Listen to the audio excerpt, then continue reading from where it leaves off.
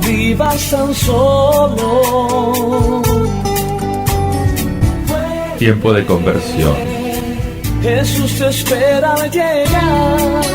Una oportunidad para que vuelvas a Dios. Solo quiero que Una oportunidad para que vuelvas a Dios. otra vez. Tiempo de conversión.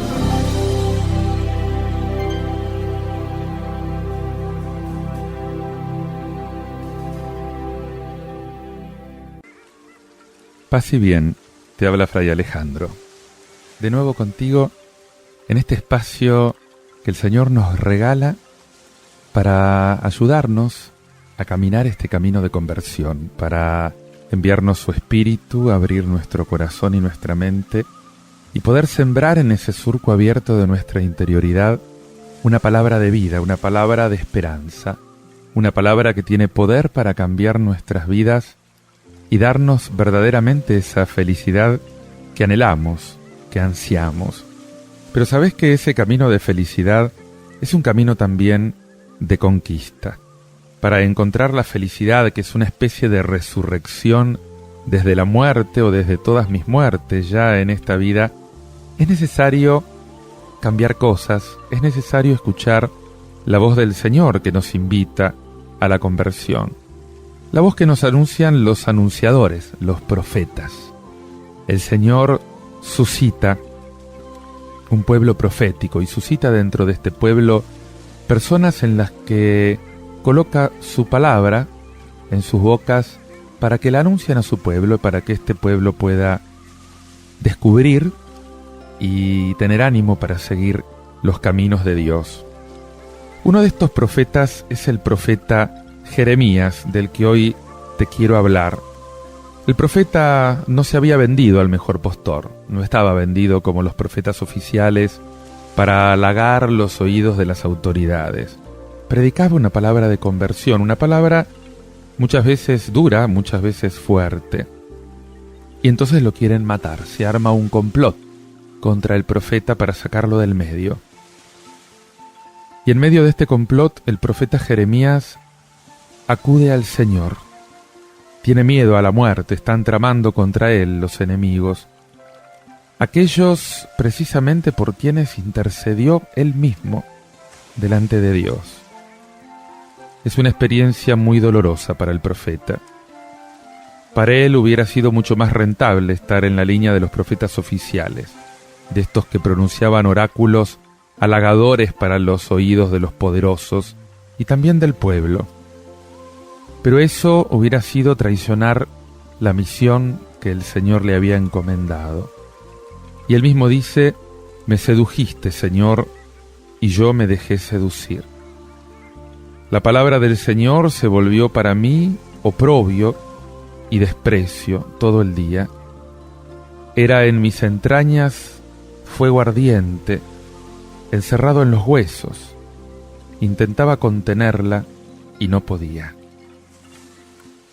Son lamentos desgarradores y que se juntan con otras confesiones que hace el mismo profeta en este capítulo, que forman aquello que nosotros llamamos el relato de la pasión de Jeremías, 7 siglos antes de la pasión de Cristo.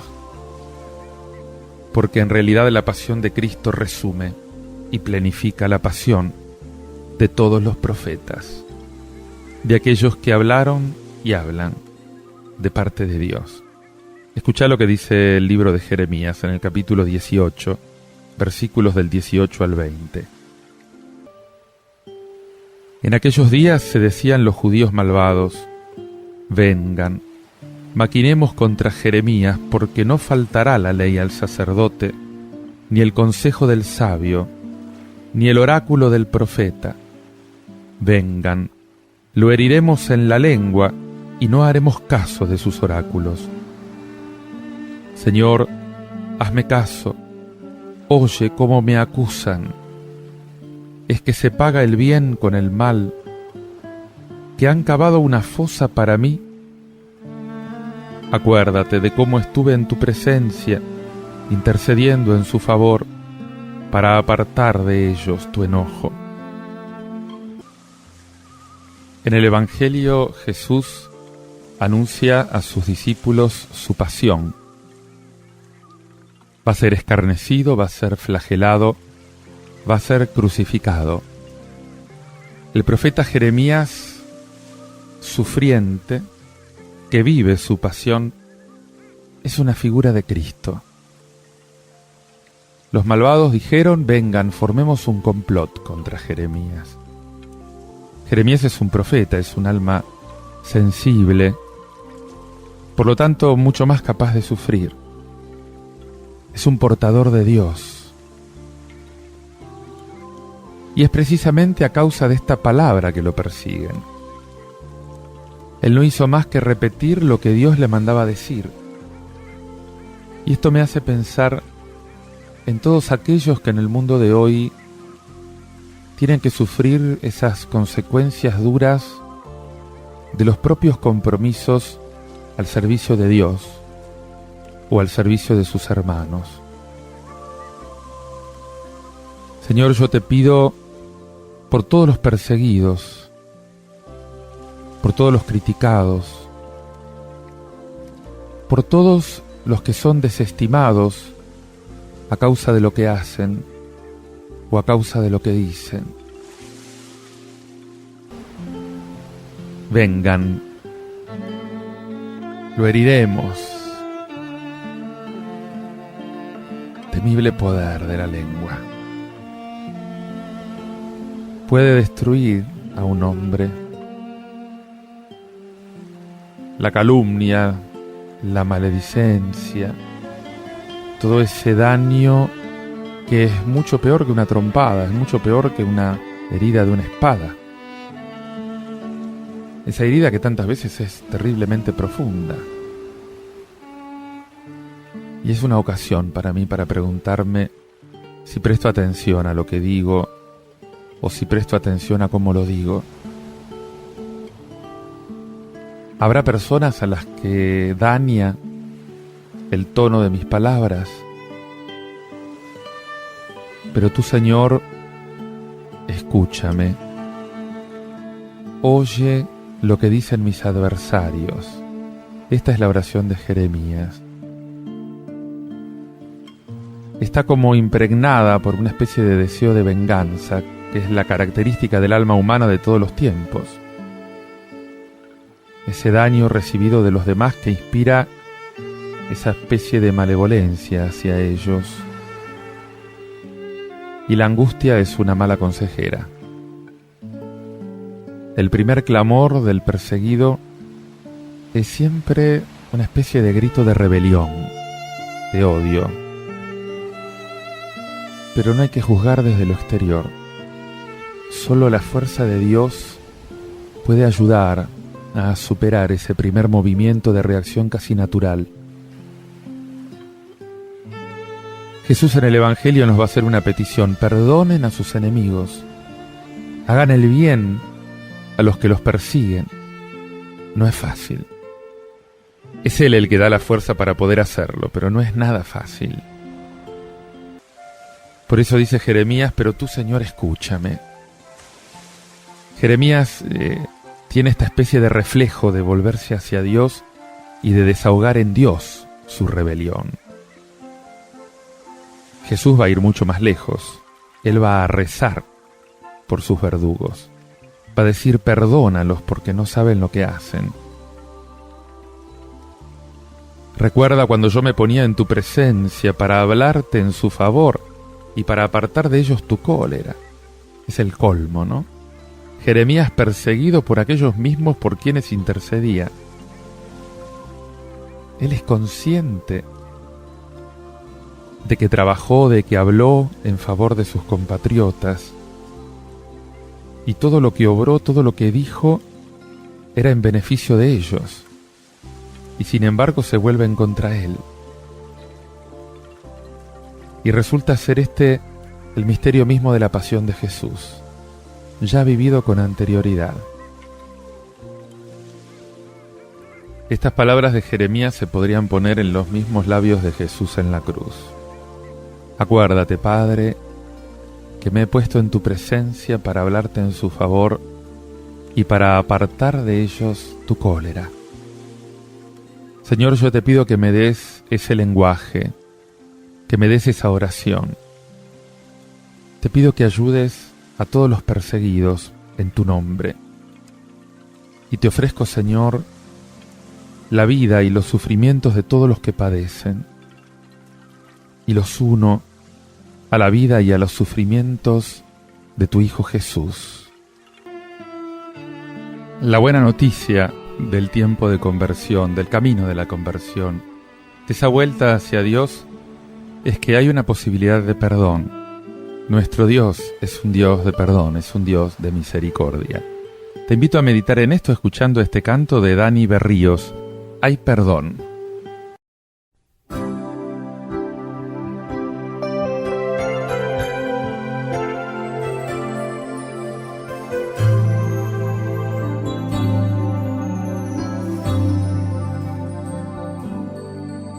En la noche tú has llorado y le has pedido perdón. Aún sientes remordimiento y estás lleno de temor. Que la tentación se acerque sutilmente a ti y encuentres que estás débil y no puedas resistir. Suéltalo, entrégalo a Cristo. Toda culpa que sientas en ti, no hay razón por qué estar derrotado cuando no tienes nada más que esconder. Su sangre destruyó las huellas del pecado y del temor.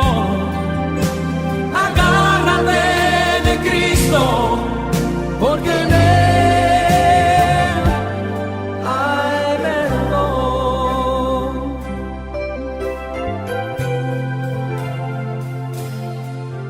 No hay por qué sentirte inútil, todo en el pasado está.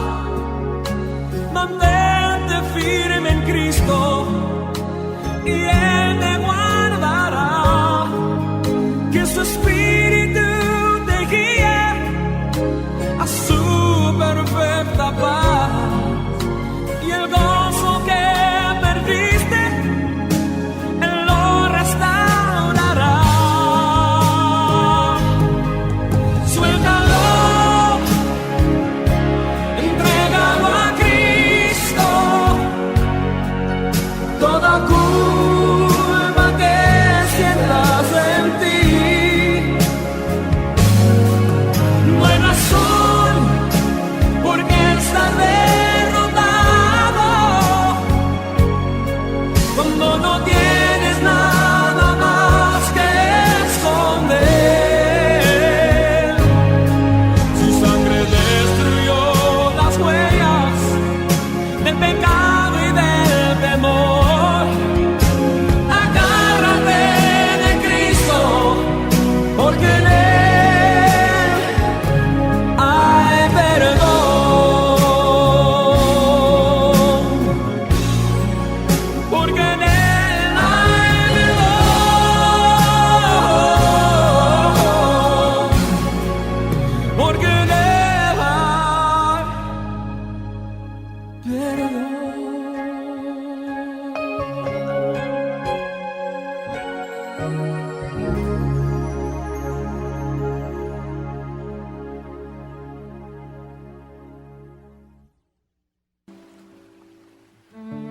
Uno de los momentos bravos del discipulado, del que le tocó vivir a los apóstoles, a los discípulos de Jesús, fue el momento en que Jesús les anunció la pasión.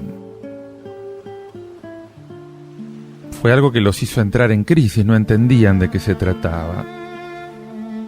Y en este momento, en este relato en que Jesús les anuncia la pasión, podemos encontrar tres aspectos, tres secciones. La primera es un anuncio de la pasión, de la muerte y de la resurrección de Jesús, que ya es el tercero de los 3 anuncios que hay. Es lo que te voy a proclamar ahora del Evangelio de San Mateo. Un segundo momento que es una petición de los primeros puestos para los hijos por parte de la madre de los apóstoles Santiago y Juan. En el lugar paralelo, el evangelista Marcos, que representa la versión original de este pasaje, pone la petición directamente en boca de los hermanos. En el capítulo 10 lo encontrás de Marcos. Y Jesús se dirige a ellos con una respuesta. No saben lo que piden. ¿Son capaces de beber el cáliz que yo tengo que beber? Y esto alude justamente a la pasión y a la muerte del Señor. Aunque de hecho van a participar en los sufrimientos del Señor, los puestos están reservados por el Padre. Es Él el que maneja la situación.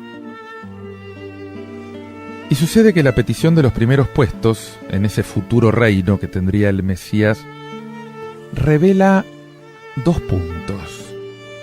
El primero, que los apóstoles, como todos los judíos, esperaban un Mesías político, un Mesías con poder y con reino temporal. Y el segundo aspecto es que, por lo tanto, se les resbaló totalmente el anuncio de la pasión y el anuncio de la muerte, humillantes, que hizo Jesús. No entendieron nada. Aunque Él les hubiera hablado de la gloria de la resurrección, no entendieron nada. Después de esto, te puedes imaginar que es un contrasentido total pedir honores en el reino del Mesías cuando éste les dice que va a morir crucificado. Ellos no habían entendido. Y por eso los demás apóstoles se enojan con estos 2 hermanos, por toda esta competencia desleal que denota justamente esa ambición que está en el seno de este grupo apostólico. Todo lo que les queda por aprender.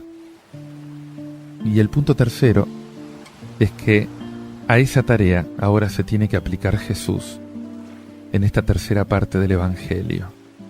Tiene que terminar de hacerles esa catequesis que les falta para que puedan entender el misterio de su reinado.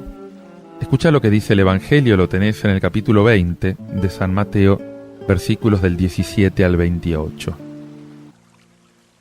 En aquel tiempo, mientras iba subiendo Jesús a Jerusalén, tomando aparte a los 12, les dijo: Miren, estamos subiendo a Jerusalén y el Hijo del Hombre va a ser entregado a los sumos sacerdotes y a los letrados, y lo condenarán a muerte, y lo entregarán a los gentiles para que se burlen de él, lo azoten y lo crucifiquen, y al tercer día resucitará. Entonces se acercó a Jesús la madre de los Zebedeos con sus hijos y se postró para hacerle una petición. Él le preguntó: ¿qué deseas? Y ella contestó: ordena que estos 2 hijos míos se sienten en tu reino, uno a tu derecha y el otro a tu izquierda. Pero Jesús respondió: no sabes lo que pides. ¿Son capaces de beber el cáliz que yo he de beber? Contestaron: lo somos. Y él les dijo: mi cáliz lo beberán, pero el puesto a mi derecha o a mi izquierda no me toca a mí concederlo. Es para aquellos a quienes lo tiene reservado mi Padre. Los otros 10, que lo habían oído, se indignaron contra los 2 hermanos, pero Jesús, reuniéndolos, les dijo: saben que los jefes de los pueblos los tiranizan y que los grandes los oprimen. No será así entre ustedes. El que quiera ser grande entre ustedes, que sea su servidor, y el que quiera ser primero entre ustedes, que sea su esclavo. Igual que el Hijo del Hombre no ha venido para que lo sirvan, sino para dar su vida en rescate por muchos. Qué interesante. Jesús no pierde ocasión para adoctrinar a estos 12, a estos futuros guías, a los que tienen que ser los pilares de la iglesia, sobre todo sobre la función que tienen que desempeñar en la comunidad. Fíjate que una vez más el maestro vuelve a romper los esquemas convencionales.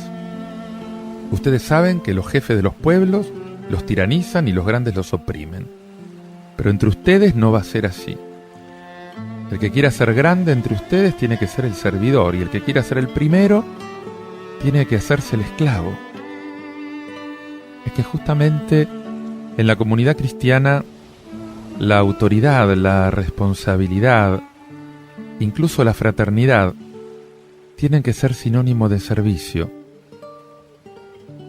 En el grupo de los que seguimos a Jesús no tiene cabida el dominio, no tiene cabida el autoritarismo, la ambición, la voluntad de poder. Todo eso rompe la comunión de la iglesia. Eso queda para los políticos. Y por esto Jesús también condena, al menos implícitamente, toda equiparación de la iglesia y del reino de Dios a las estructuras de poder, a los sistemas de gobierno. La iglesia es otra cosa.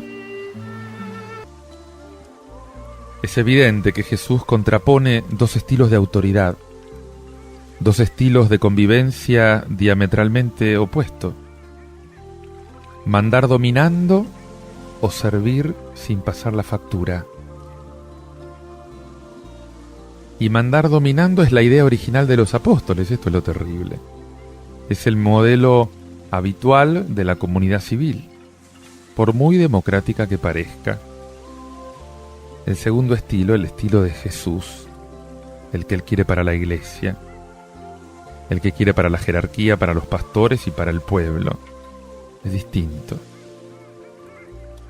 Jesús recurre una vez más a invertir los criterios humanos.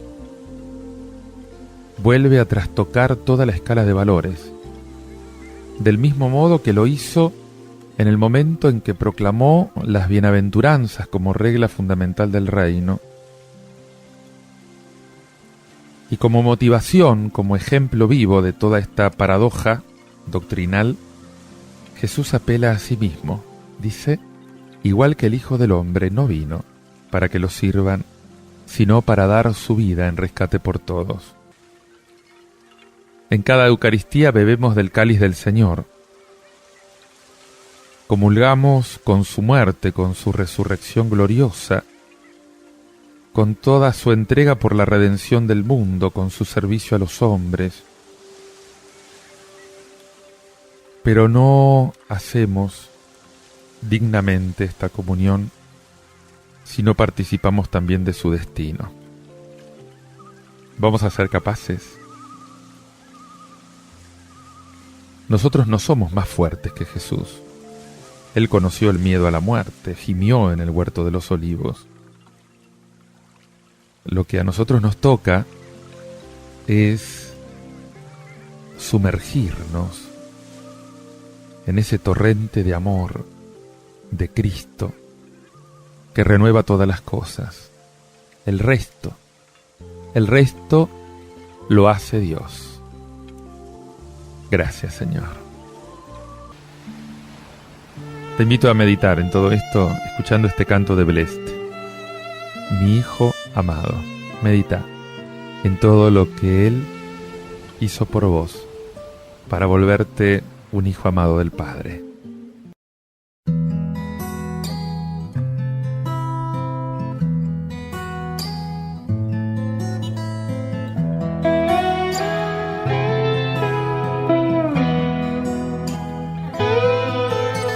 A veces me preguntan si eres real o una simple historia del más allá. Si vives en el cielo o en mi corazón, si decidiste a tu Hijo por mi salvación. A veces se cuestionan por qué pasó y no saben que todo lo hiciste por amor. Tú eres la sombra que a mi lado va, eres esa voz que escucho al despertar, eres el latido de mi corazón, eres mi aliento, mi dulce canción. Tú eres la sombra que a mi lado va, eres esa voz que escucho al despertar, eres el latido de mi corazón, eres mi aliento, mi dulce canción. Anhelo tu abrazo, soy tu hijo amado.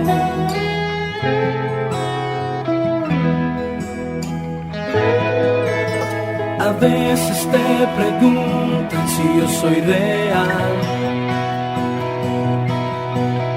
o una simple historia del más allá. Si vivo en el cielo o en tu corazón, si entregué a mi hijo por tu salvación. A veces se cuestionan por qué pasó y no saben que todo lo hice por amor. Yo soy la sombra que a tu lado va, soy esa voz que escuchas al despertar, soy el latido de tu corazón, todo tu aliento, tu dulce canción. Yo soy la sombra que a tu lado va, soy esa voz que escuchas al despertar, soy el latido de tu corazón, todo tu aliento, tu dulce canción. Corre a mis brazos, soy tu Padre amado. Solo mira las montañas y el inmenso mar, el espacio, las estrellas y todo lo demás. Mira la cruz que te dice cuánto vales para mí.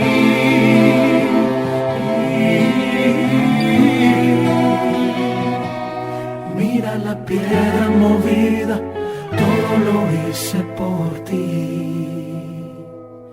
Tú eres la sombra que a mi lado va, eres esa voz que escucho al despertar, eres el latido de mi corazón, eres mi aliento, mi dulce canción. Yo soy la sombra que a tu lado va, soy esa voz que escuchas al despertar, soy el latido de tu corazón, todo tu aliento, tu dulce canción. Corre a mis brazos, soy tu Padre amado. Anhelo tu abrazo,